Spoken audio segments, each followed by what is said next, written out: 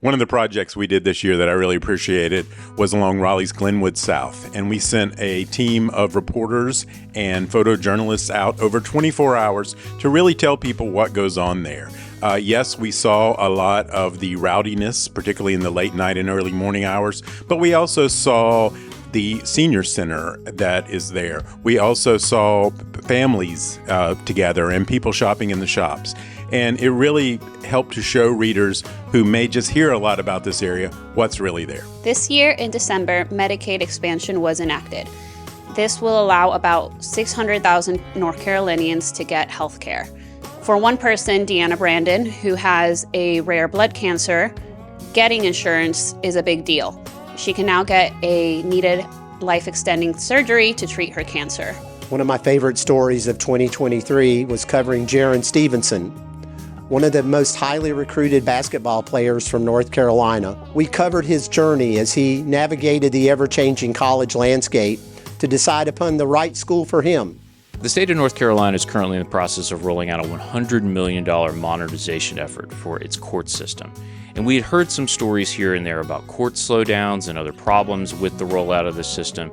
But when we started digging deeper into this, what we actually learned is that people were profoundly affected, that were being arrested multiple times, being strip searched and detained on charges that should have been disposed months earlier. In some cases, just traffic charges that should have been taken care of within this system.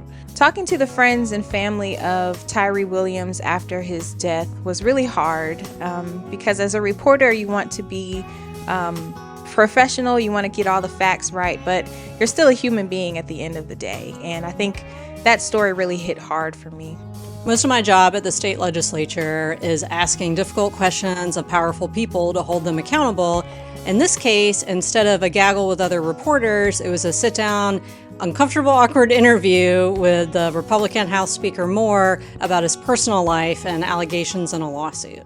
I was really excited this year to cover Christina Cook, who is a 3-time graduate of NC State and will be the first woman to go to the moon as part of NASA's Artemis II mission.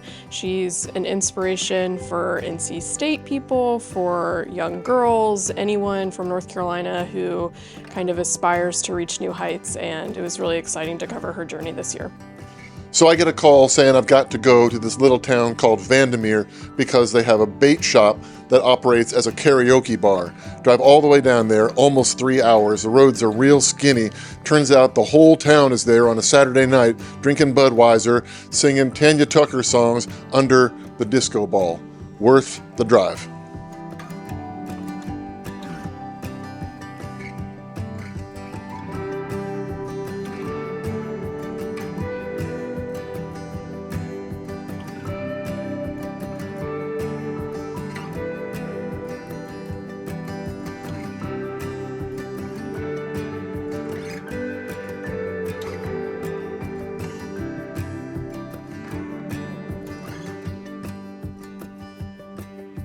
This summer, I had the pleasure of photographing swimming holes across the state of North Carolina, which was an absolutely delightful experience.